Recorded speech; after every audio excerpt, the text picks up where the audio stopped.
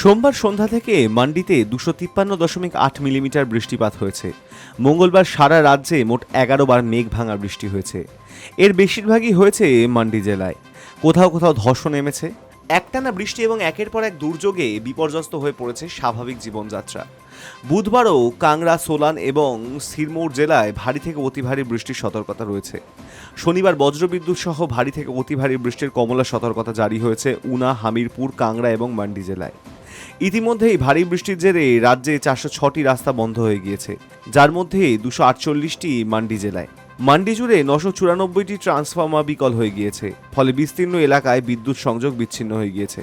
সরকারি সূত্রে খবর, মান্ডি জেলার গোহরে 4টি, কারসোগে 3টি, ধরমপুরে 2টি এবং থুনাগে 1টি মেঘভাঙা বৃষ্টির খবর পাওয়া গিয়েছে।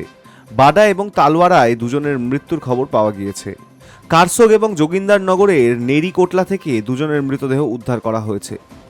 বিপদ এড়াতে মান্ডি এবং হামিরপুর জেলা প্রশাসনের সমস্ত স্কুল কলেজ বন্ধ রাখার নির্দেশ দিয়েছে। সরকারি কর্তারা জানিয়েছেন, মান্ডিতে 24টি বাড়ি, 12টি গবাদি পশুর খোয়ার, একটি সেতু এবং বেশ কয়েকটি রাস্তা ক্ষতিগ্রস্ত হয়েছে।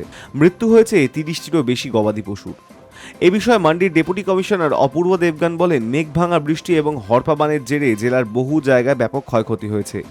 বেশ কয়েকজনকে উদ্ধার করে নিরাপদ স্থানে সরিয়ে নিয়ে যাওয়া হয়েছে। অনুসন্ধান এবং উদ্ধার অভিযানে হাত লাগিয়েছে জাতীয় ও রাজ্য বিপর্যয় মোকাবিলা দপ্তর, হোমগার্ড এবং পুলিশের যৌথ দল। জেলার সমস্ত নদী ও খালগুলি উপচে পড়ার মতন অবস্থা। বিপাশা নদীর ওপরে পাণ্ডহ বাঁধ থেকে 1.5 লক্ষ কিউসেক জল ছাড়া হয়েছে।